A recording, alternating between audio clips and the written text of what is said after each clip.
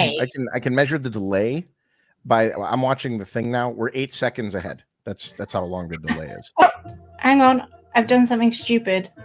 Oh well, par for the course. Where is that coming from? Where's what coming from? I'm watching the thing now. We're 8 seconds. Is there? Oh, hang on. I know what I've done. I left it playing. Hello. How are you? Good. I wonder if we have anyone here yet. Probably not. But nice to see you, Jenseph. How are you? Six. Sorry? Very well. Very well. There are 6 people watching. Oh, that's great. Are you going to give us a background, or are you going to stay green? I think I'm going to stay green today. As juxtaposed to your blue, because my lighting is so bad right now that if I turn it on, I'm going to have like things all over. I'll try it. Maybe I'll put SBF's Caroline up. I'll try that. There we go. No, it goes funny. You're right. Leave it green. There we go. Maybe up there. Yeah. There we go. There we go. So should we do our little promo? Although I still haven't changed oh, I like that. I have to amend the ending. It's a bit abrupt, but we should play it anyway. So here we go. Do it. Today's show is obviously about the Twitter files, but let's start with our little promo.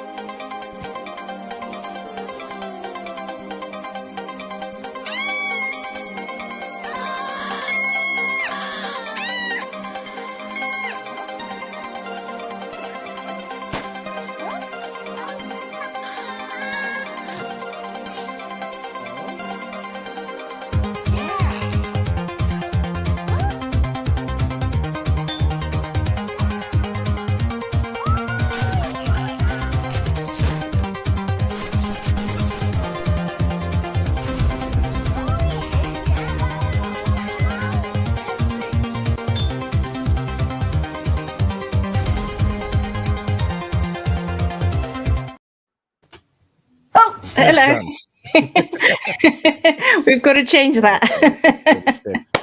Anyway, here we go. So, Josh, we were doing a live Twitter Spaces when it all kicked off this time over a week ago, Friday, week last. And I think it was a really good Twitter Spaces because nobody really expected it. Nobody expected Taibbi to be involved. Elon just dropped the fact that he was going to start divulging all these Twitter files. And then I guess Taibbi did his thing.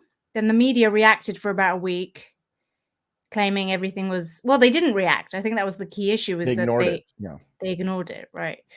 Yeah. And then this weekend, we've had it all back again. And annoyingly for me, the reveals are happening in the middle of the night. And I wish I could have joined you in your other Twitter Spaces. That's funny because for me, they're perfect time. And they're American related. So it makes sense that they'd be a perfect, but they're like 5 p.m. at night.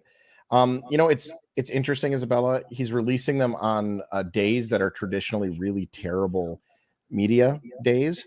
And yet here we are. And they seem to be getting a lot of play as a result. And I think that's very clever because actually the way Twitter is consumed is very different to conventional media. I think a lot of us really get deep into Twitter as we're going to bed or, on the weekend. So I'm sure he's done the metrics. I'm sure he's realized that is like a peak moment. I wouldn't be surprised if the metrics were that is a very good time. When I do Twitter threads, I find that the weekend tends to be a good time to do them. So tell me, Isabel, can I show you my mouse pad before we begin? Yes. It was sent to me by a fan. It's all green. Let me turn off my background so you can see this. This is very important. Is it Pepe?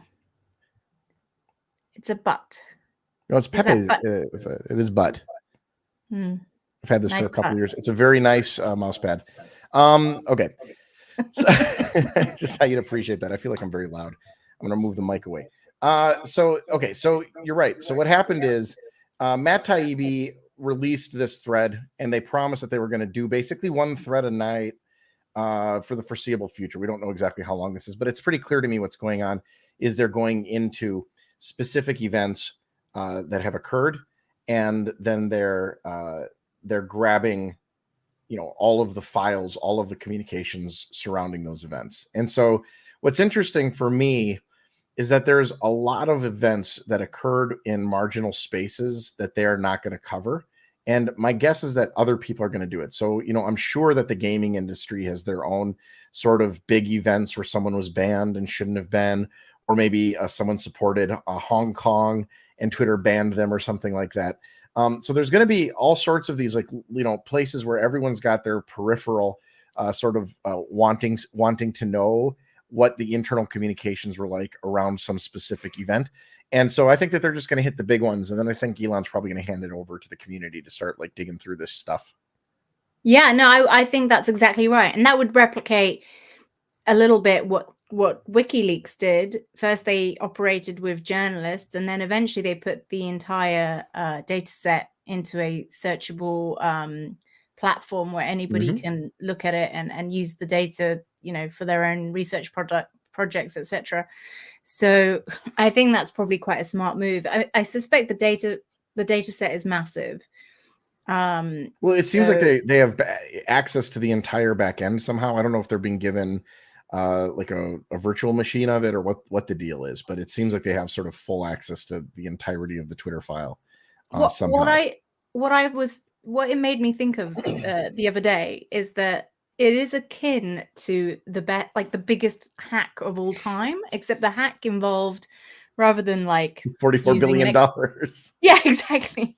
So if you're mumbling bearded freak says here the Brazilian elections. He's absolutely right. The Brazilian elections are a great example of something that everybody wants to know what happened in Twitter, because they were probably leaning on them as well. Yeah, I mean, exactly. There's all sorts of things. But it is interesting to me that there is now a legitimate strategy where a billionaire can take over a company and then just for the purpose of leaking all the internal comms. And there's been a bit of pushback. So I would be really interested in discussing in this chat some of the pushback and how legitimate it is or isn't. Because some of the kind of comments I've been hearing include things like saying, well, in the case of I've lost my train of thought. God damn it. I hate it when that happens. Well, people are diminutizing it is sort of what's going on, right? Like they're saying that this is not a big deal. They're saying it's not a big deal, but there was another point I was going to make. You were talking about Brazilian elections and that threw me. You're too young for senility. Isabella. No. When you have a child, it makes your brain go crazy. I've heard that. But what was the main objection that they were saying about the latest Twitter files?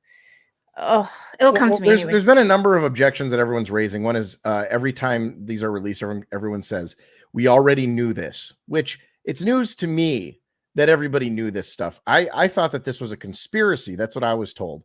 I was told that it was a conspiracy that Twitter was targeting the right wing. I was told it was a conspiracy that Twitter was effectuating election election propaganda or whatever, affecting the outcomes of elections. I was told this stuff was a conspiracy. So, I mean, it's news to me that everyone knew this. And I think if everyone did know this, that actually is the news.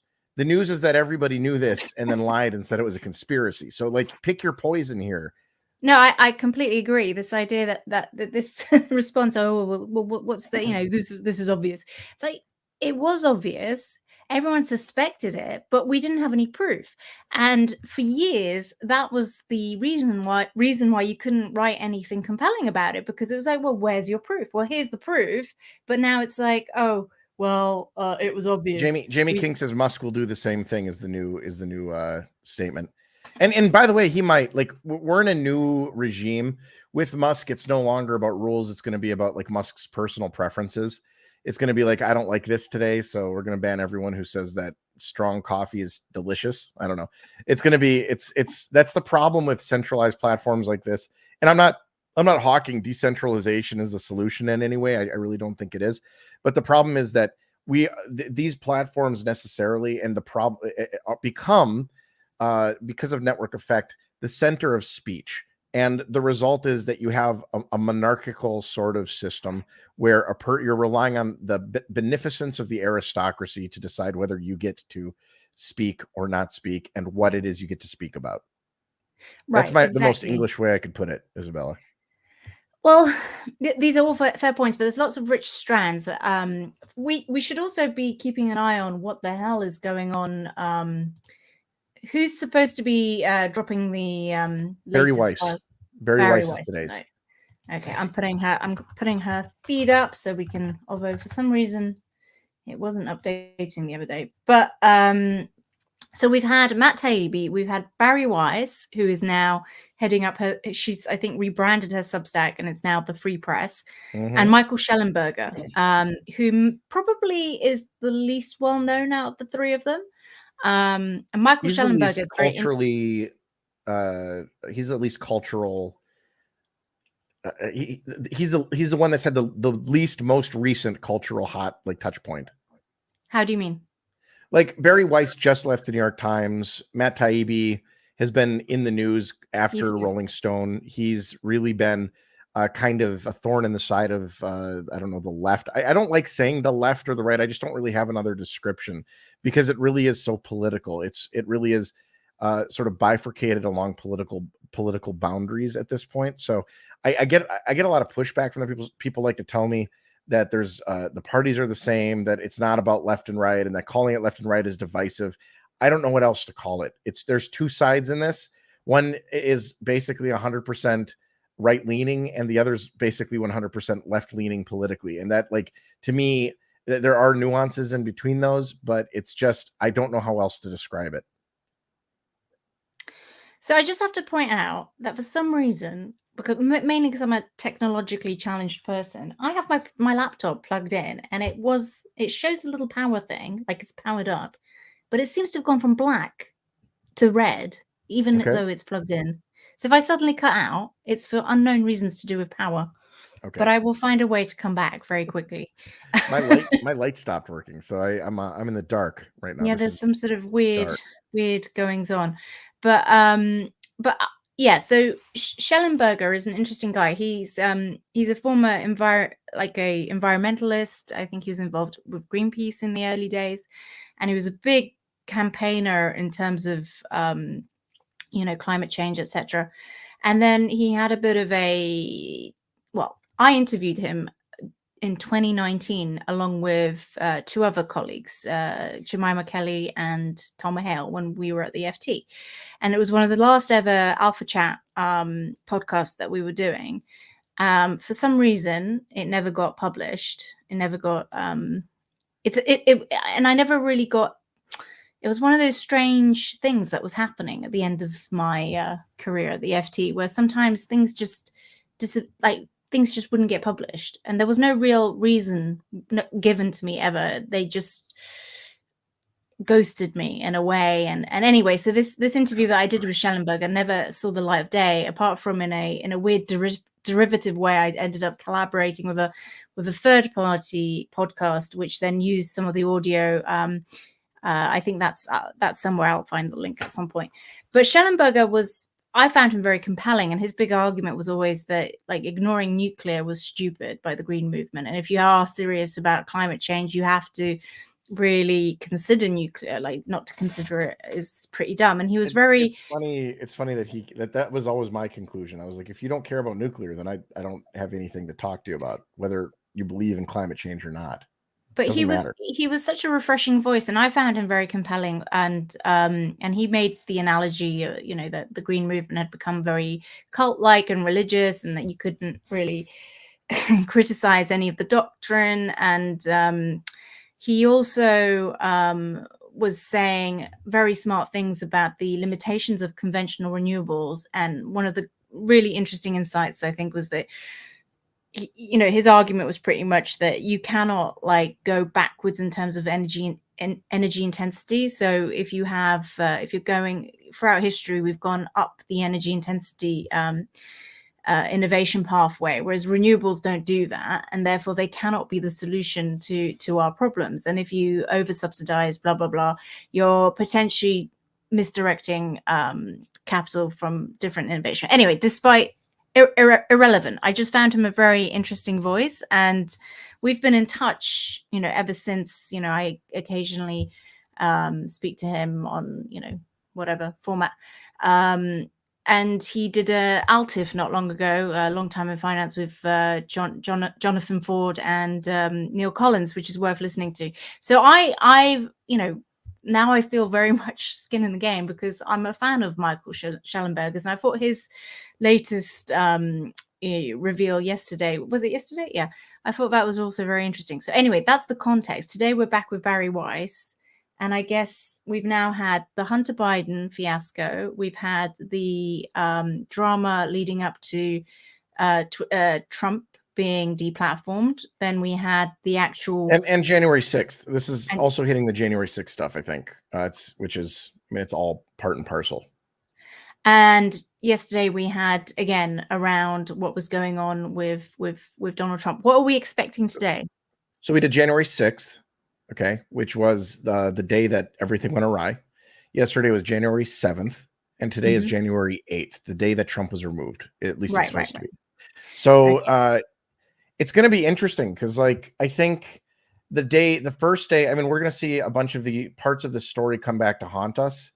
And I think I'm hoping we find out the content of those FBI meetings that Yoel Roth was going into. That would be really interesting if we got a little bit more insight into that. I think, this is all very interesting. For one, it's salacious. I think that there's a pornography element to all of this.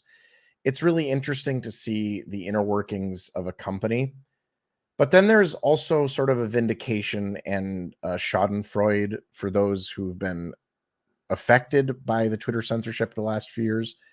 So the vindication being that we are getting the I told you so, although the left is trying to take that away by claiming that they already knew about this, which, they didn't, or at least they lied. So those are the two things. And then there's the Schadenfreude, which is we get to watch all of the people that did this suffer and experience exactly what they were putting people through for a long time, but sort of self-imposed. Like Yoel Roth now, people have been going through his old tweets and finding some very strange old tweets. I don't know if you've been have you been watching that? There's some stuff he's written about kids, right? Didn't like kids. Well, yeah, his college thesis apparently was about allowing younger sub-18 gays to, access queer platforms that, like Grindr, which are, sex-based platforms, and giving them access to more, pornography online and such. So, it's a really strange kind of reality, because I think that this isn't something that I was concerned with. Obviously, I knew that people were talking about it, but I'm not going on the internet to like find pictures of naked children. So it's not something I, ran into. But apparently Twitter is a place that you can find a lot of like child exploitation if you want to and if you look for it. I don't think it was hidden. I think that, you were easily able to. And it seems like two things have happened. Number one, Twitter didn't want to do anything about it for some reason. But worse than that, the FBI didn't seem to want to do anything about it, which is really weird. And I think that everybody has wanted answers on that. Why is it that the FBI was lax about it? And why didn't Twitter care? Yeah, I mean, that's the contradiction. To be honest, there's so many contradictions across the whole spectrum here. So what this is actually, so I've now remembered what I forgot. So as I was saying, like, it seems to me to be a legitimate hack to buy a company and then leak all its internal comms, right? And the objection that you hear now a lot is, well, why this is private, why this is absolutely immoral. How can you acquire a company and then leak all the private conversations, which I find hilarious, because I don't know anyone. Company, go build your own company. But most of the point, like, if anyone is using their corporate email and thinks that their conversations on corporate email are private, I think that's insane. Like, certainly from the financial paradigm, there isn't a banker that would expect any privacy on their internal comms, right, these days. So why should social media platform employees be, I understand privacy in the sort of GDPR style concept, right? We shouldn't just be leaking, some poor woman like talking about accidentally about her love affair, whatever. Why not? Well, you shouldn't. I mean, that there are legitimate, issues, but when it's a public interest issue, and it is fundamentally linked to the heart of the operation of what your company does, right? And there is a concern that there was some sort of breaking of clear guidelines or whatever, then absolutely those conversations are public interest, and the company has the right to obviously circulate them internally, but they also have a right to, I think, pass them on and do whatever They they have want to with pass them them. on. It's required. Right. It's So functional. It's this is what material I that mean. is owned by Elon. I mean, like this is the thing. If people think that they're more than functionaries in a company, and by the way, part of understanding Twitter is you have to go through the communications. Like there's a couple of things. Number one, when everyone in the world, all the people that have been affected by the censorship want to understand what the fuck was going on. That's what they want. They really want to understand what was going on in Twitter. Elon Musk is a weird billionaire. He also is wondering what is going on in Twitter. He wanted to know. He wanted, and it seems to me that he hasn't even looked through these files so much. It seems like he's kind of handed them off and said, go, you look through them, you find stuff, you tell me what's in it. And we'll all get to experience this the same way that everyone else in the world will. But we're gonna just make this, hyper available. Everyone can look at it, and voila, So Well, he's having the same experience we are, I think. I'd But be interested in what anyone viewing, if there is anyone viewing, apart from Jamie. Hi, Jamie. What they think. Like, is it legitimate to buy a company and then leak all the internal comms based on some sort of concept of wrongdoing or subjective idea of malpractice in your industry? Like, the other thing, Isabella, which I think is important, is that this company has not really done a good job of returning shareholder value. No. All right. So why? And in looking at the tweets, what you realize is that this company forgot that they were a company and that their job was to do shareholder value, to return money to the shareholders. And what they did is, I think it's because early on, what happens when you're building a social media company is there's not a lot of jobs, right? There's not a lot of things that you can do. You can build the platform, and then you can continue to build the platform and then hope more users come. But then the other obvious job is spam filtration. And I think what happened at Twitter is they started hiring for spam filtration and spam moderation. And that turned into moderation and just became a behemoth that was the company. And the reason is because Twitter should be an engineering company, but the other job that's at Twitter is spam moderation. So if given the chance, spam moderation will grow to become the biggest part of the company, because it's 1 billion tweets a second or something like that, and you literally cannot have enough people to do the moderation that's needed. It's impossible. You'd have to hire every person on earth. So it's 100%. A job that can endlessly grow. But if you're not concerned with returning money to shareholders, it's a job that can never, ever have enough people. No, 100%. And that's why the entire business model is very peculiar in the modern age. But but going to the, I think this is linked to the second objection, which is that, well, aside from, it's illegal it shouldn't be right for a company, for someone to buy a company and leak all the emails. The second one is, but it was a private company, so it could do whatever it wanted. That's what I was still told. Hearing that. Yeah. Well, Isabella, what's the goal of a company? To make money. Yeah, and return it to shareholders, right? Like that's the goal. But we've already assessed that this company doesn't make money. So what is its purpose? What is the purpose of this company? And Elon has acquired it and wants to return money to shareholders. So that what he needs to do is he needs to start building interest. What is more interesting than the internal communications of Twitter? Right, exactly. But that's a great point. Just as a media spectacle, that is of interest in and of itself. But also, I think, the monetization issue extends into this, to the third objection that I hear, which is, well, of course they were going to moderate to suit the interests of potential advertisers. But again, I think this is a nonsense, because in every other, well, there's an inherent contradiction in what Twitter is. People go to Twitter because it's supposed to be a public sphere, and there is a conversation, and there is no advertising. And if you saw advertising, you'd be pissed off, which is why it was very hard for them to monetize it for many years. Now, if you start monetizing it and putting ads or skewing the public sphere so that it's a place where we can only talk about Coca-Cola or whatever, right, then it loses its value. That is the inherent sort of paradox of what Twitter is like, it has value for as long as there isn't any overt monetization or skewing of the debate, right? Why can't there be I mean, like, they could have advertisements, they could have banner ads and stuff like that. They could, but it would be annoying, right? Sure. It would be annoying, right? So, I mean, there is a limit. There is an aspect of advertising that could work, but by and large, there was always a paradox here that if you created advertising, you would undermine the value of the utility of Twitter. But of course, you know, this is an inherent problem in media, and we don't necessarily, I've never heard anyone arguing in favor of the media just saying, well, we should just do what the advertisers tell us. Like, the advertisers don't like this, so we shouldn't write about it. Like, that would be an insane line of argumentation in the conventional media. So why is it a legitimate argument in the case of Twitter? That's what I find bizarre. Well, it's different. Twitter. So I how much do you know about advertising as an industry? I know only quite a bit about what I experience as a journalist, in terms of,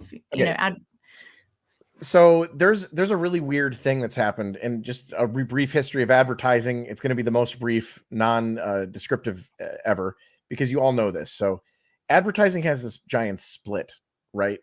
In probably the early 2000s, really when we see it most, around the Google time, when all of a sudden online advertising becomes an actual profitable medium. And you see it with affiliate advertising and everything else. And people start bidding on keywords in Google. They start doing banner ads on Facebook, all over the internet. Well, what happens is when the activists start taking to the internet, they start going after advertisers who have been buying what's called a programmatic ad, which basically looks at the text on a page, determines what's on it, and then finds an ad that it thinks is relevant to that page, puts it up. All right. Programmatic advertising, really an ingenious concept. Every spot on a page that you go to has an auction associated with it, and that auction then goes to the highest bidder. Really slick, really simple, and it's amazingly fast. So you don't even know that that's happening. Well, what happens is they start taking pictures of advertisers next to things that those advertisers probably don't want to be next to, right?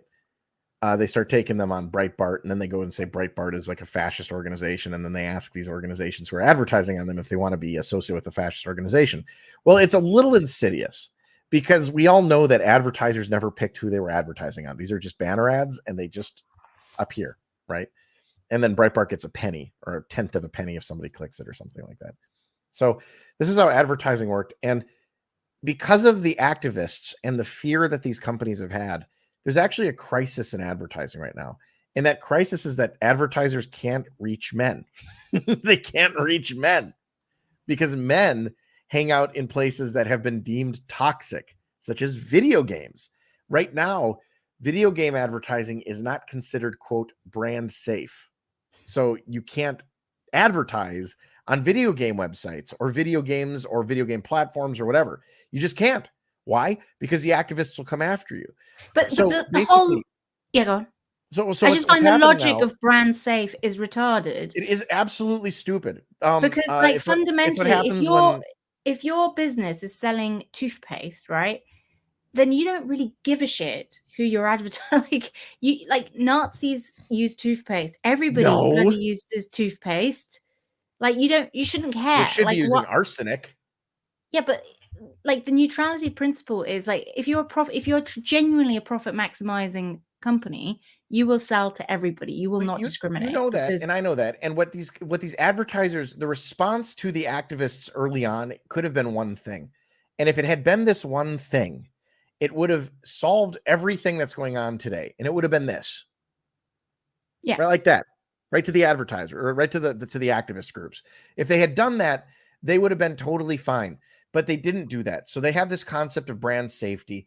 And brand safety is the notion that like Coke doesn't want to sell Coca-Cola to Nazis, or at least advertise it to them. Nazis can buy it, but they just can't see the ads in places where Nazis hang out. But the dumbness about it is that this is effectively the same as saying that a billboard in Hyde Park, right, that oversees Hyde Park, like if a Nazi sees it, that is brand like toxic, which is ridiculous. Yeah, I mean, I'm with you. It's a very stupid notion. I mean, like, but Isabel, see, like, think about it this way: if you're advertising on a billboard in a Hyde Park and there happen to be some Nazis, that is not indicative of your brand value, right?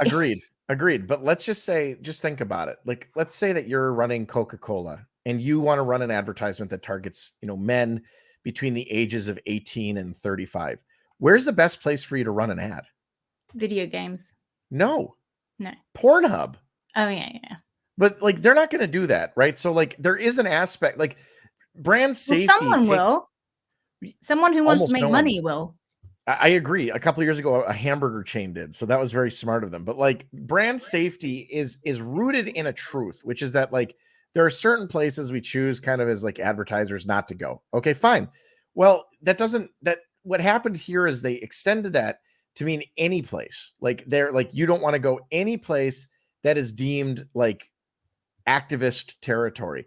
And the activists made it very effective. They just made everything activist territory. So what effectively has happened is the last 10 years, men between the ages of 18 and 34 have not been able to be reached. And that's really the simple problem.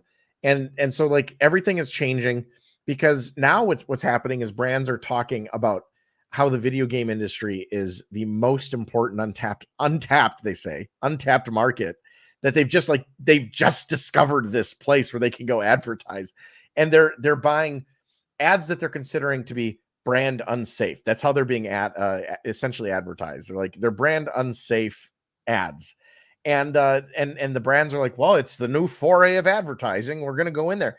And what's interesting to me is that like if someone had just been doing this the last 10 years, they would have already been reaching those people. This is not new territory, and the ads for the men for the last 10 years on video game sites have been cheap as all get out because no competition was there. So what's the lesson? Buy cheap. Buy it when it's cheap.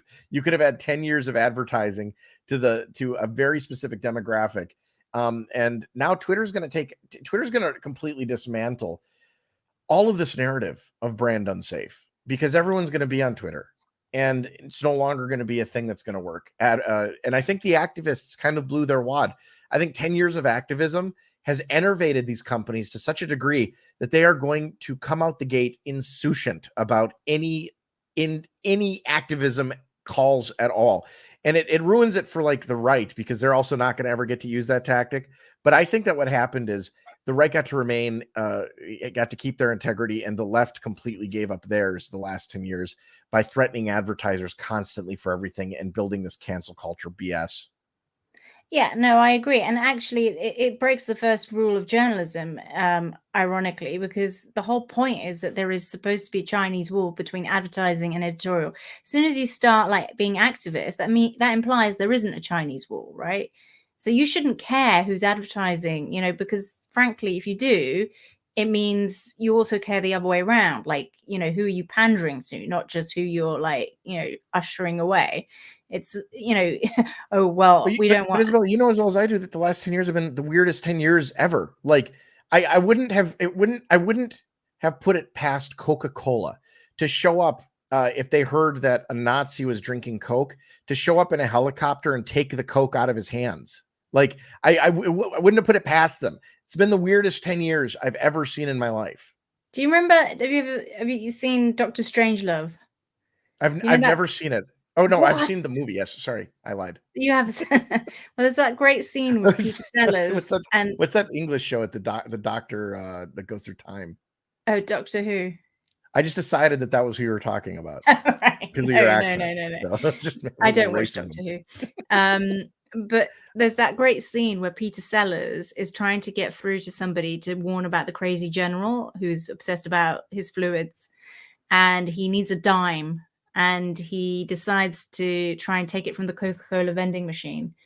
And the sergeant who's supervising is very upset about this, and he goes all activist to protect the Coca-Cola company property. Do you remember? It's like, well, yeah, but you know, you'll have to deal with the Coca-Cola company. Well, that's basically this is where we've got to in the current state of advertising, is where the activists are de facto sort of operate on behalf of the advertisers, sort of saying, I mean, they're standing. This week, Kanye West had his honorary degree taken from him from the University of Chicago School of Arts. Yeah, I find that hilarious. Like, that's not how that works. Like, what are you gonna like not acknowledge it when he puts it on his resume? You gonna take the paper back? I mean, I've been afraid that cars are going to start removing the ability to drive them if they don't like you. Like, it's a scary time right now for anybody who the left has decided is a Nazi or is of an extreme variety of the right, which is at this point everybody. Well, this is the other thing. The other objection I keep hearing about the Twitter files is not just that it's a nothing burger. It's also that Elon is a right-wing nutter who is sharing company with very dubious people. And like, frankly, there is a truth to it, because he is obviously recently very openly kind of forwarding and I guess operating in chat rooms with people like Kim.com and whatever. Does that make him an extremist? I don't think so. Is Kim.com, I think there are many issues with memo. Is Kim.com an extremist? Well, it's not just that. It's my point is, like, I've got enough sort of mental, capacity to be able to both criticize Elon for, like, just because I'm inclined to agree with him on what he's doing with Twitter doesn't mean I'm never going to criticize the man, or that it means I'm immediately a fanboy of Tesla and everything. Like, I can have range in my Elon spectrum, where I can be quite happy about X, but continue to criticize him for other stuff. Like, that's what there is no nuance. There seems to be like, if you agree with him on this, therefore you have to therefore be a total like acolyte of Elon on all grounds. But I find that logic completely bizarre. It's like, you can agree with people on certain things, but not on other things. And because he chooses. I haven't seen that as well. I haven't seen that. I haven't like seen people who previously criticized Elon not taking the position. Like, they can take, I see a lot of people taking the position that both this is really good and also I still dislike Elon. Yeah, well, that's, yeah, I'm not, I've likened him, and I stick to it. He's like a Han Solo type. He is a bit of a, he's a bit of a grifter, and he's a bit of a, Han Solo does a lot of dodgy dealing, and he's not necessarily, he's a lovable rogue or whatever. But when it comes to the crunch, he does in the end go protects the resistance, it helps the resistance, but he does it in a begrudging way. But then once he's all in, and I think that's how I see Elon, is that he is he's doing this because he obviously thinks, I do think he does care about the future of his own operations, right? His wider operations. And I think he realizes they don't necessarily thrive in an environment where there is no free speech. So I think, it's ironic, because you cannot legitimately talk about this topic and not acknowledge that Elon himself has been incredibly manipulative with the press, and has been very quick to freeze. He notoriously kind of blocked lots of journalists from attending, certain, road shows or whatever, because he does have a personal vendetta, and he does go around blocking people. He does do a lot of the stuff that he's now defending. To be fair, journalists did write a lot of BS stories about Tesla. They did and they didn't. I mean, I think Tesla's complex. Isabel, there was a New York Times article, I think it was, where they did a road trip with the Tesla, and they reported how terrible it was and how they like ran out of like fuel all the time. And Elon's like, I have your road records, and he released them. Like that was a number of years ago.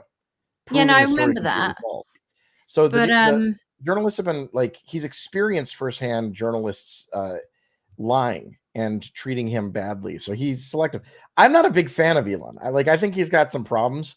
I think that he kind of scammed his way to the top. He did scam his way. And I think so journalists were right to kind of call bullshit on a lot of his stuff, because there was a lot of bullshit on anything that was worth calling bullshit on. They called bullshit on the range of the vehicles, which is accurate. They called bullshit on things that were like actually accurate. They didn't call bullshit on like the Solar City acquisition. Yeah, that is true. Or like the solar roof, which was really annoying me. But no, look, you're right. But at the same time, I do think Tesla's as a concept, obviously, I don't blame him in the sense that he's taking advantage of subsidies. There were all these subsidies in the market. People who say, oh, well, he's not really, he's just a subsidy machine. Like, okay, yeah, but, they're there to be taken advantage of. Why wouldn't you? Don't complain about Elon, complain about the government who gives the subsidies in the first place, right? So I think that's not a legitimate critique of his business. But full disclosure, my brother is a secondhand electric car dealer, so I should point that out. But and that was my first experience of a Tesla, driven around by one of his cars, literally self-drive, and I was quite impressed with it. I had slagged them off for a long time because I did think they looked a bit tacky and crappy inside. But I'm still kind of a BMW person at heart. I'm sorry, but I've owned both. My favorite car that I ever owned was a BMW. There you go. And the Tesla. What's that? We're now going off topic. This is becoming Top Gear. I'm still doing it. The Tesla has the best interface I've ever used in a car. However, and I miss it. I now have a Volvo. Volvos are safe. Yeah, that's what I said to my wife when I got her one. Safe and protective. Yeah, it hugs you if you go. And the production was outsourced to China a couple years ago. Did you know that? So that worried me a little bit, but they've actually improved. They've actually improved a lot of their safety, Isabella. So now, if you get in an accident, if something happens to you, Volvo will actually get you a spare body part if you need one. Oh, good, nice. At least you don't have a VW, because that would make you a Nazi. Uyghur Muslim.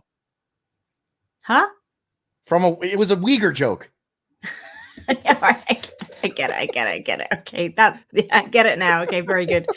I was moving ahead in my mind about the VW joke, but let's go back to the Twitter files. So my computer is super crappy. I'm not moving any windows because if I do, I will freeze. So you have to keep an eye on Barry Weiss's I'm Twitter watching. feed. Has anything come up? Minute or so. Nothing. So what so far out of the range of exciting snapshots that we've seen, what has taken you most by surprise? What is the most compelling piece of evidence to imply very sordid goings on were happening? Good question. So the thing that has taken me by surprise the most is the lack of FBI and DHS or DOJ involvement in a lot of this, and the amount of hubris and Clark Kentness that these Twitter people viewed themselves with. They thought they were going to work to save the goddamn world, and they have a research department that it doesn't do research. It just sits down and comes up with philosophical reasons why you might be able to apply an arbitrary rule to a new person. And they sit down and think about reasons why that might be that. Can you imagine the cushiness of that job?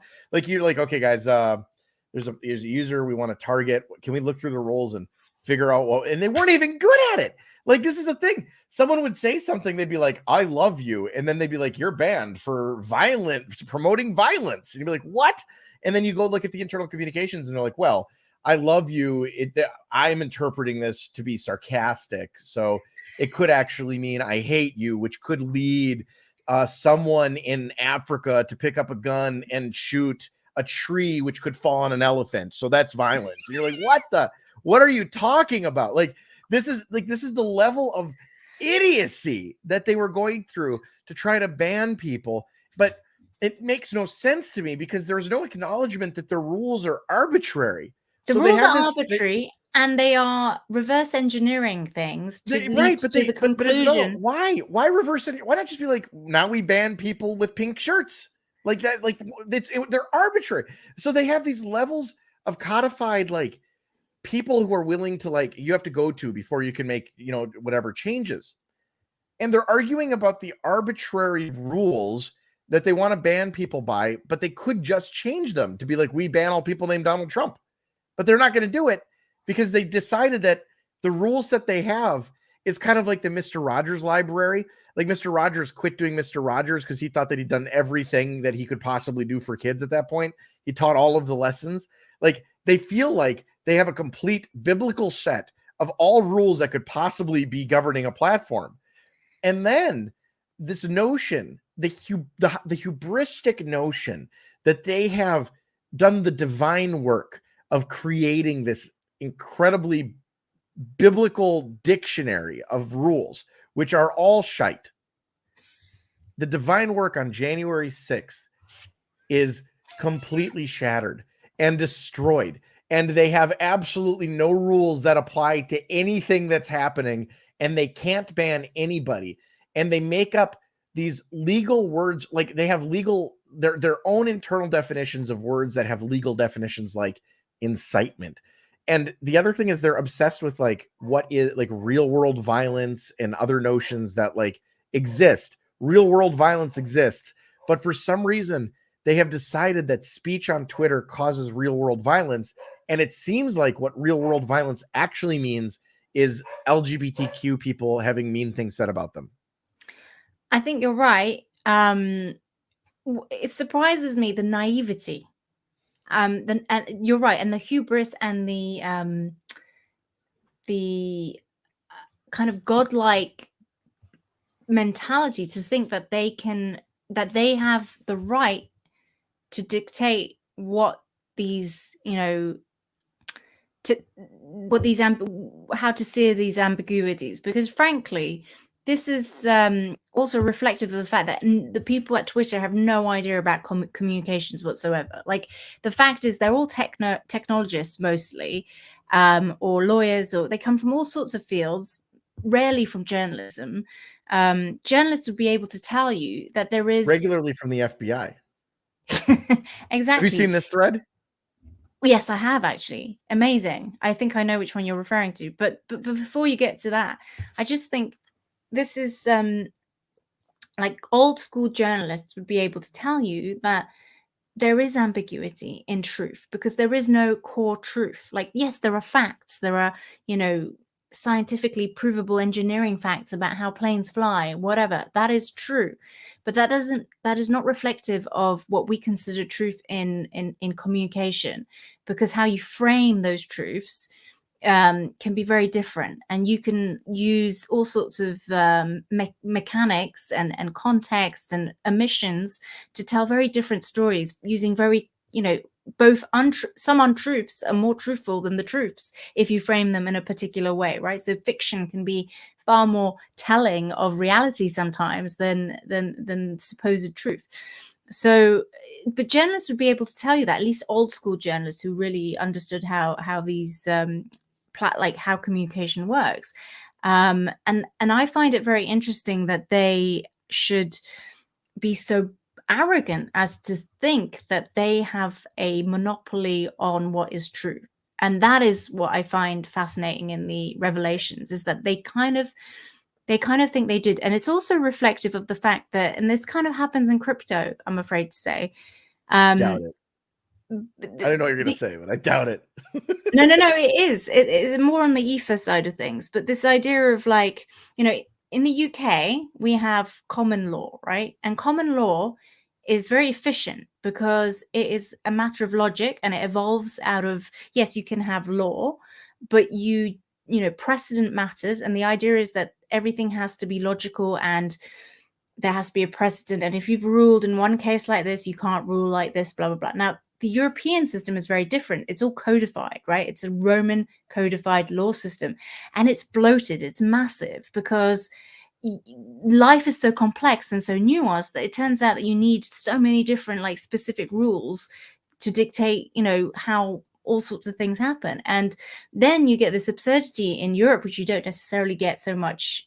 I'm not saying it never happens in the UK, but it's, and I'm not a lawyer, so don't take my I'm probably talking crap, but but my understanding is, and I've seen this in my own personal life, is in Europe you can get absurd like application of the law because the rule says X, and the superiority of the rule over the context is actually, so it's more about the like subjective interpretation of the rule by the judge than it is about the context and the precedent, right?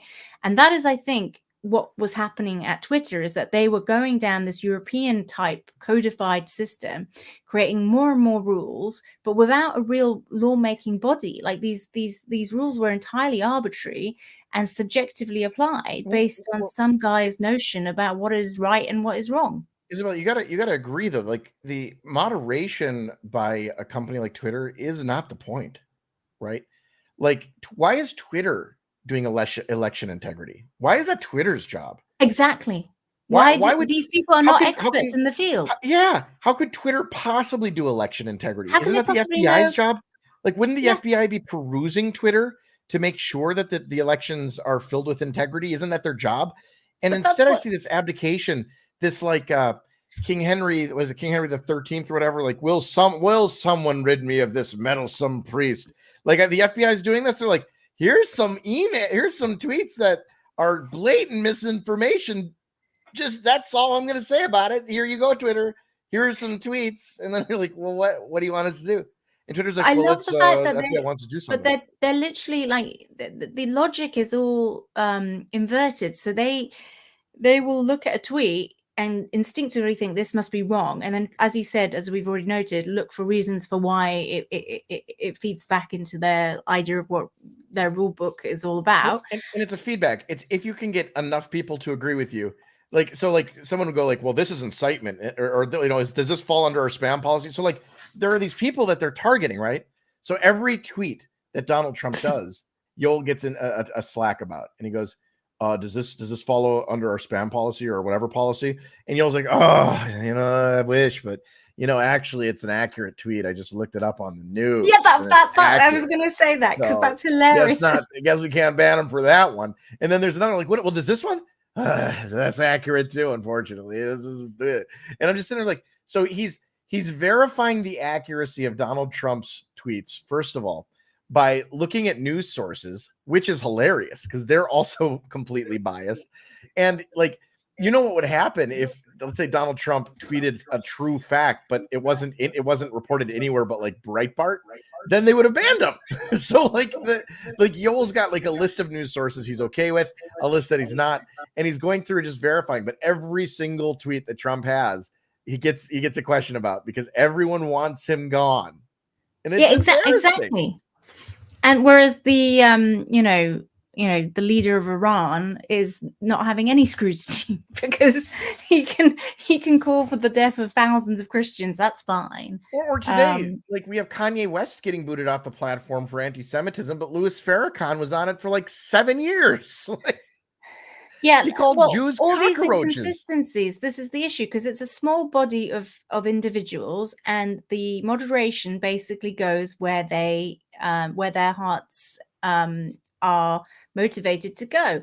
And so we are the idea that it's a fair and objective platform. And I think this is the next nuance that is worth discussing because a lot of people are going, yeah, but what is the big before deal? We change this real quick, Isabel, like I think that Twitter also got the wrong message.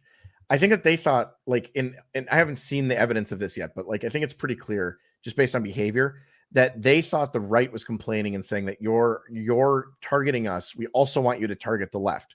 When the right was saying, stop targeting at us, stop banning people generally. So like the Louis Farrakhan thing was interesting because the Twitter was like, well, see, we don't just target the right. We also banned Louis Farrakhan. The right's like, no, you missed the point. No one should get banned. Like, stop it. And I think this is the danger with going into moderation that extends beyond what is basically legal speech and what is illegal speech. So I think we all agree that illegal speech should be, I mean, I know you're like free speech, US absolutist, whatever, but in my world, I agree that illegal speech, that's fine. Like, I don't want incitement to violence. I think that is wrong. I don't want someone. The wrong part, Isabella, not the the violence. violence is the wrong part. Like clear cut, like it has to be clear cut incitement to violence. That is wrong. Or child pornography or encouraging whatever. Like I have my limits. So I'm not, like I say, I'm not a free speech absolutist. I'm a free speech maximizer. But I am very much opposed this idea of constraining hate speech, because the idea of hate speech is so subjective and it's impossible to rule.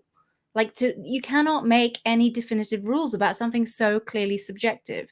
And by the way, I think a bit of hate speech is fine, because I think if people are not exposed to hate speech, they have no capacity to deal with hate in the real world. Like, you have to be able to, it's like it's the same logic that applies to COVID. It's the same divide. It's the people who are like, no, we need a bit of herd immunity. We need exposure to the virus to make us stronger, versus we must be totally protected, and we'd rather have give up all our civil liberties and sit at home in lockdown and never go out again. Well, Isabel, the thing is, I don't think I disagree with your understanding of speech limits. I disagree with the UK's understanding of speech limits, but incitement to violence in the United States is very specific. It has to be a call that is imminent and actually capable of being carried out, stuff like that. And you have to if you make a joke, that's fair. Like, there was that Mike Huckabee thing, about the election. That was excellent. I couldn't believe that got any play internally, and it just shows the bias. It shows the goddamn bias. Yeah, they come on. But also, but this is the thing about speech, is that there's nuance. There's jokes, like Monty Python or John Cleese, that stuff. If you had these total automaton Twitter people who have no capacity to interpret anything in a jovial way, clearly, they would be banning Monty Python, because they just can't differentiate, and that's really sad. It weirds me out that the rules of these platforms are that parody accounts have to be labeled. Yeah, that blows my mind. Parody doesn't have to be labeled. That's the key to parody. But this just shows you that we've devolved since the peak days of comedy, when every those days are gone. It's really sad. But yeah. But any sign from Barry? Nothing. She's dead. Barry's dead. Has Elon tweeted anything? Nothing. So one other thing that I wanted to mention is with respect to hate speech, obviously impossible to really rule on, because it is so subjective what is hateful, and whether or not some things I just can't imagine adding Nazis? Adding a modifier to crimes that involves hate. You did this, but you did it with hate in your heart. That's an extra 10 years. But look at Kanye, right? So the whole so it's okay to hate Nazis. That's fine, and I don't disagree. By the way, I but that's why it's an absurdity, because hate speech against Nazis is fine, but hate speech against groups that we protect and consider vulnerable, not okay. Right, I get that spectrum, but this is why hate speech in itself as a axiom of truth is not something that can be ruled upon, because there is this spectrum. And Kanye, I don't know, I never saw the original, but when he was talking about Hitler and loving Hitler, was he being in the Christian sense, as in I love everyone? It's really hard to including the frogs. What's obvious about Kanye is that he's in the middle of a manic bipolar snap right now. But I mean, I think that's what he was trying to get across, that he loves Hitler in the way that Jesus would love Hitler, but like it was a weird way to convey it. And I don't know, like there was no nuance. He was trying to be, I think there's this desire, Kanye has this desire to be nuanced, but he's dumb. He's a very good artist, but he's too dumb to be nuanced. So like, if I tell you, like, Isabella, he's probably Hitler, high medicated, isn't he? So it's probably quite hard for him to be nuanced. Hitler did this good thing. He was like, my great grandma was in Germany, and she needed to cross the street, and he helped her cross the street, and she would always tell us a story about how like Hitler helped her cross the street, and that was like a really nice thing he did. And then like if I tell you that, and then I go like, that's why I really like Hitler, right? That's really not the notable thing about his life. Like helping, like doing one or two good things, or inventing something, or not invent, like it's not really the important thing that we generally care about when we're talking about Hitler. So like we rooted out all of the nuance. We did the math, we put it in the nuance blender, and then we came out and we have shorthand for all the nuance, which is Hitler was evil, he killed Jews. Yeah. That encompasses all the nuance. It's the thing like, is, you don't need the way I see this whole thing is that the best way to think of Twitter is like Hyde Park in the UK, which has Speaker's Corner, right? And Speaker's Corner has been like a, tourist groups used to go there because it was supposed to be like some sort of bastion of liberal democracy. Like that is what, we're so advanced. We allow all the nutters, like Speaker's Corner is mostly populated by crazy people, right? That's just a given, right? And occasionally political activists, but you have all flavors. There's also that wonderful scene in Monty Python where you have all the self-declaring messiahs on the street sort of declaring their craziness, and that was supposed to be how we that is what demarks us as liberal, is that we allow anyone to speak their their truth, right, in Speaker's Corner. And I guess what Twitter is doing is so everyone gets a soapbox, but Twitter was basically saying, no, but these people can't get a soapbox. And then these people who do have a soapbox, we're going to use a boom box or some sort of like noise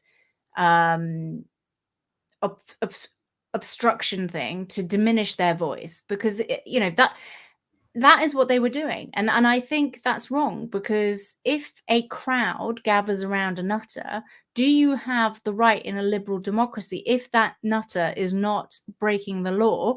Let's say they're just preaching that fairies rule the world, really, or I don't know, Narnia exists. I don't know, something completely mad, right? But if they have a crowd in a liberal democracy, that's supposed to be okay. This is a well-read nutter. He's read some C.S. Lewis, obviously. In my hypothetical example, yes. So, but what I'm trying to say is that if you have a crowd forming around you, right? Does a third party have a right to disperse that crowd on purpose? Because the other thing I keep hearing is like, oh well, Twitter, you have a right, you have a right to free speech, but you don't have a right to attention. And I'm like, well, actually, that's not what's at stake here, because what Twitter was doing it wasn't a right to attention. It was trying to reduce the crowds that had gathered around specific speakers through their own oratory and their own, like, their own particular blend of whatever crazy that they were telling people. And I don't think that is indicative of protecting somebody's right to attention, because it's not. Why does Twitter have a right to intervention? That we do have a right to attention. I've never thought about that, but you're correct. It's funny to me to live in a country where, we come from, our origins are the UK, where you guys have one corner where you're allowed to have free speech, and the rest of the country is cucked. Whereas in America, the whole land, the whole thing is filled with free speech. And it's been weird with Twitter and the woke movement, because it has cut us off from what used to be like the American way, which was literally you just say anything you want to anybody. And it was great because you would have it out and you would know who's right and who's wrong within like 12 seconds. It was impossibly wonderful. And it's like an entire generation of kids now have grown up in a world where like somehow they think that that shouldn't be allowed or done. And I never would have thought that that would have been the America that I lived in. It's really weird. It's really weird. And Twitter's greatly contributed to that. And what's more interesting is if you look at crazy, if you look at the Hyde Park analogy, what they are, because I think that's the best way to really communicate to people what's going on. It's like they're arguing in favor of a third party going around and figuring out whose crowd is allowed to gather and whose crowd isn't allowed to gather, and dispersing crowds if they decide that X person is saying not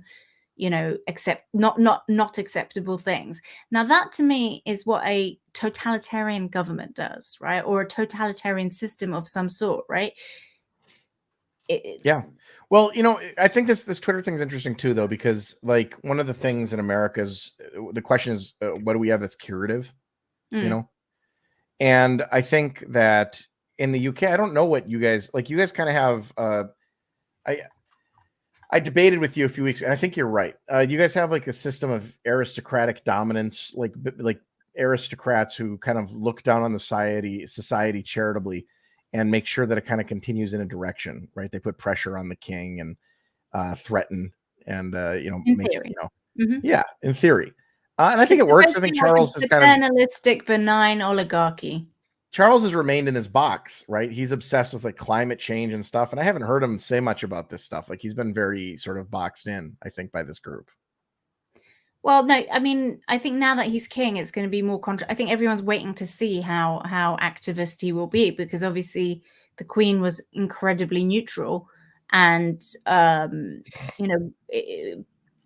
Charles has let slip in the past has let slip on some of his political leanings, right? So will he double down on that, or will he now that he's king, will he see the logic in becoming neutral? And obviously the royal family does have an interest in neutrality, because as soon as you favor one side of the equation as a royal, if you make the wrong decision, you literally lose your head. So it's not a good, it's a dangerous road to go down if you're a monarch, if your existence depends on like popular goodwill to you and your institution, right?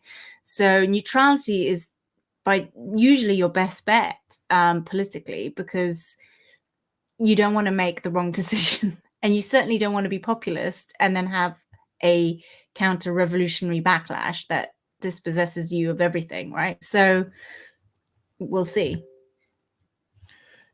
Yeah, and I don't think you want to do that in a government that still has a guy named Thomas Cromwell working within it. Does it?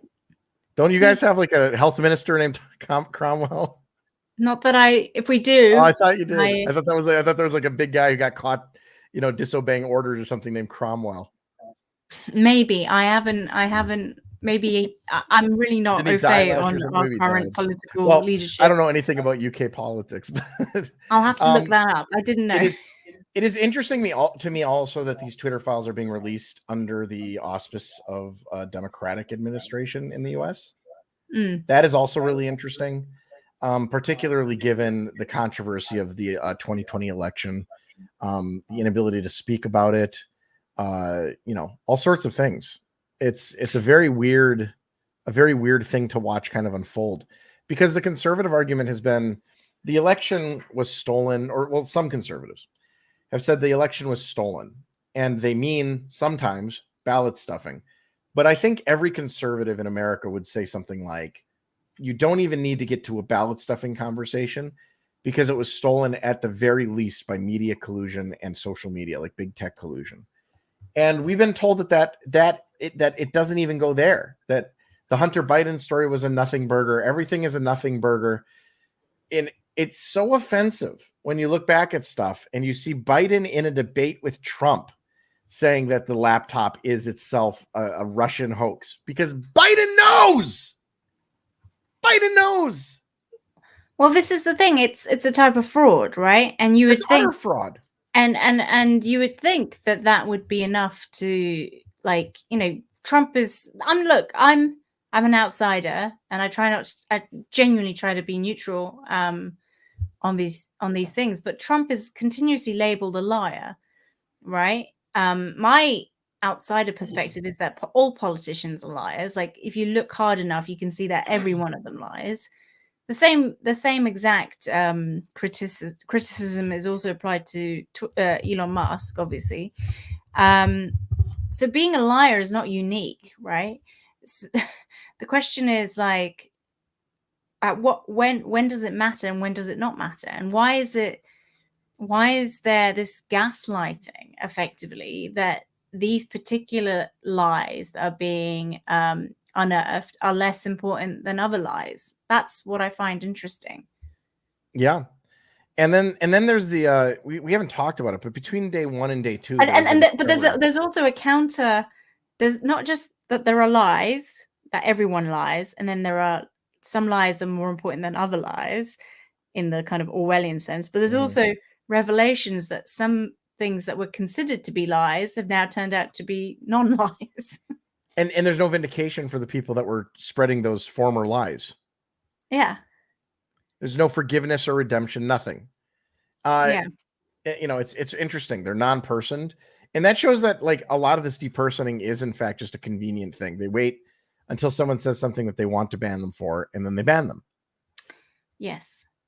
So the other thing that came out in the Twitter files, though, is that there is a general general naivety and ignorance about recent history or the concept of free speech. I think there was an exchange with one of the was he a Democrat, like, trying to communicate to one of the Twitter employees about the principle of free speech, and it was Ro Khanna.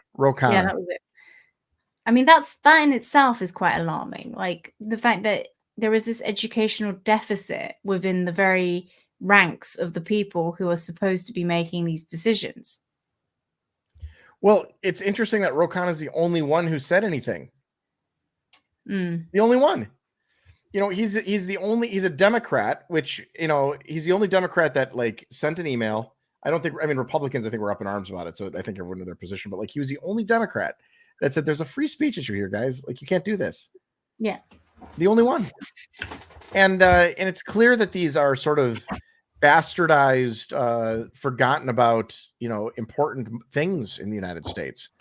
And it's really it's a little weird, but also, like, I think like I said earlier, the United States has a lot of curative mechanisms for it. But, Isabella, I'm not seeing any movement on this. There's no indication. I'm almost inclined to say, what if we break for 30 minutes and then come back at 7 and see if there's some movement? Yeah, well, I don't know. Like, what time did the other ones start? They've all started at slightly different times. Yeah, I was just checking my phone to see if, because I can't change the screen. Let's just have a look at Elon's latest. Because I don't know if I can come back. I have to sleep at some point. Very annoying. Okay, so yesterday's started at 7. Deplatforming the president, blah, blah, blah. Okay. It's 23 hours old. So we've still got some time, potentially. Okay. The other option is maybe we take this conversation and we move it into Twitter Spaces. I found out in order to get the Twitter Spaces, we can easily do it, but I have to request all of my archives. So I'm waiting on them to give me that, so we can start putting those up here as well. Yeah, Elon's probably busy deleting it for you. 3 more points. Calling all robot, please attack. Okay, I'm just 3 more points to finish off, just in case I can't come back and I can't do Twitter Spaces. Okay. The idea of a billion. I'm going to go back to my original, like, massive insight, which is that any billionaire can now buy a company and leak all the internal comms as a sort of not like a strategy, like it's its own thing, right? Now, does that mean like the Wall Street Bets community could like encourage everyone to buy enough of the New York Times, which is a publicly listed company, buy the New York Times, take it private, and then leak all the internal comms of the New York Times? Because that is now a legitimate strategy. But I think that was always legitimate. I always said this actually about like it's a reverse version of this, but this is why I always said that like Gab and Parler had no chance, because eventually if they ever threatened Twitter would just buy them. Yes. And it would be really hard to say no if Twitter comes and is like, hey, we'll give you $4 billion. How about 10 billion? No, 20 billion then. So that was always true of the small organizations. It's very untrue of the large ones. But yes, Wall Street Bets could legitimately start buying up the New York Times and then just remake its board, fire everybody. And by the way, if it's the kind of thing where like you have, I don't know. I love this idea because it's like the inverse of ESG, and you've seen. Yes, it is. It's like it's obviously I write about finance, so I find this very interesting because in recent weeks we've seen a big move against ESG, and we've seen the Florida pension fund, I think it was, divest from BlackRock? Anyway, there was a mass divestment based on the fact that they didn't like the ESG values. And so this is like this idea. And this is a very beautiful thing because it, like, the whole idea of ESG was like, let's use the markets to like achieve our activist aims, but they never really realized that this game can be played by both sides, right? So eventually, if you get enough of a momentum on the other side, we're people who want to profit maximize, and that's our only objective. Who wins out? Because fundamentally, the profit maximizing boards will always end up taking over the ones that are more focused on non-profit things, right? I'm tweeting this. What are you tweeting? Isa Kaminska just suggested that Wall Street Bets or some entity like it should just buy the New York Times shares and do the same thing Elon Musk is doing with Twitter. Yeah, I mean, why not? It's true though. If you have enough of a groundswell in terms of a movement, like you could really legitimately take these companies over in a coordinated effort like that. That would be really, really interesting, and I would love to see some people do that. It would be hilarious. I would laugh my arse off. Yeah, arse because is YouTube safe. You know, it's the hostile takeover. I mean, that's what it was always. I mean, this is actually the theme. If you've not seen the Mayfair set by Adam Curtis, this is the whole Jim Slater thing where he realizes that public companies are basically, so what if the managing, team were the founders? They don't have a right if they've sold their company just because they're the founder family. They don't have the right to be there in all perpetuity. We can put up our own executives and we are the shareholders. We operate and own this company. And I think that is a big blind spot in the activist community, because I think, fundamentally there is no stopping this if it becomes a thing. Eventually you have, obviously privately held companies are different, but I think if it's a publicly listed company, all bets are off. You can go for it. So that was my other observation. And the second one, just before we go off, is to do with going back to the Hyde Park thing and the advertiser thing. So if you have all these crazy people speaking blah, blah, blah, does the advertising thing even do they have a say? They don't have a say because they're billboards. They're essentially billboards. And I don't think as a billboard advertising to a public sphere, you have any preferential right to say, well, I want these nutters, but not these nutters. So that's my second point. And the third one is to do with... But Isabella, if you were advertising in the middle of like a Nazi camp, Like they just wouldn't buy that billboard. That would be the argument. Like, we won't buy billboards in, Idaho near Ruby Ridge. Like that would be what they would do. So like, I do think, I don't think the comparison is perfect, but I understand what you're saying. Specifically Hyde Park. I'm saying in a open public domain like Hyde Park, right, which is in theory open to everybody. But then it comes into the question of like, so the pushback I got on that was, oh, but Twitter's more like a private park. Who gets to say who comes in and who doesn't come in? And I'm like, yeah, but is that a legitimate argument? Because if there was a park that said we only do business with people of X persuasion with respect to politics, or say Mar-a-Lago doesn't allow lefties in, right? That's a good example. They have a right to do that. I guess. Is it discriminatory? Yes, it is. Although I think probably Mar-a-Lago wouldn't discriminate. Would they? I don't know. You probably know better than me, being a Floridian. Mar-a-Lago is one of the first places not to discriminate. They've kicked members out. The most famous member they've kicked out is a guy named Jeffrey Epstein, because he was going after a younger member's daughter, and they were the first club in Florida, I believe, to allow blacks in. Okay, but in theory, you could have there is nothing illegal about having I mean, I don't know the rules in the US. Can you have a private members club that discriminates against women or against, I don't know, Augusta LGBT? National Golf Club does. You can. So yes, yeah, you can. I don't know what the rules are in terms of that. Like, maybe they get sued every year and they just pay the fees. I don't know. Like, I don't really know. But yeah, there are ways to have like women's spaces and men's spaces. I think the freedom of association, which was sort of destroyed in a certain sense in the 1964 Civil Rights Act, has prevented companies from doing certain things. Like, I think you can't discriminate based on like race, for example. Which gets me to my third point, which is that even if all that is true, and private members clubs can discriminate, yeah, the reality is that is not how Twitter sells itself. Twitter very openly sold itself as a public forum where they do not take a partisan position, and they let businesses on there as long as it's not my pillow. Right.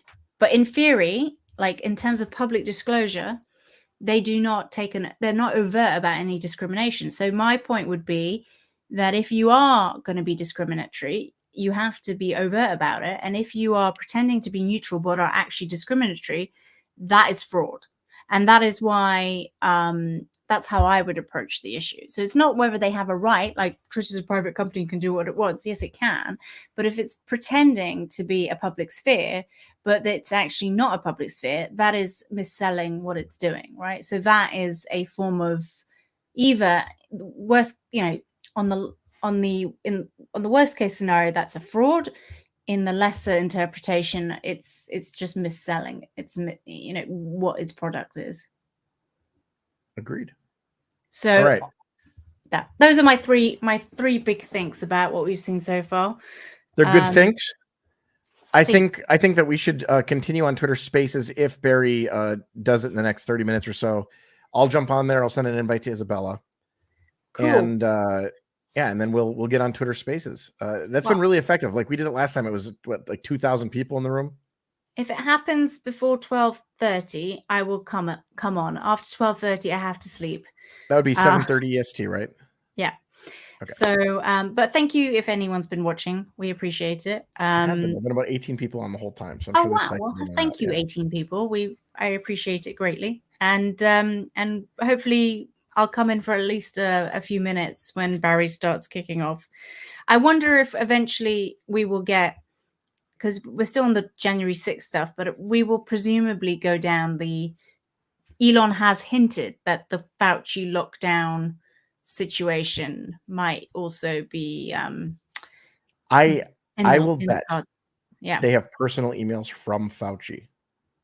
because he feels very hands-on, and like he felt like he had no compunction about breaking rules. Oh, so, Mumbling Bearded Freak says they're coming out at 12:31. So has that been announced? He's kidding. He's saying that you won't be able to do it because it's a minute after he said you. Yeah. Okay. Right. Thank you. Sorry, Mumbling Bearded Freak. I gotta explain jokes to her sometimes. I'm being too. I'm not. I've become the Twitter staff. Is this a joke? I'm not sure. Maybe we should ban him. That's very bad. Okay. On that cheery note, let's leave it where it is. Thank you for listening, and we will see you on Twitter Spaces if and when it comes out. All right. Take care, everyone. Bye. Love you.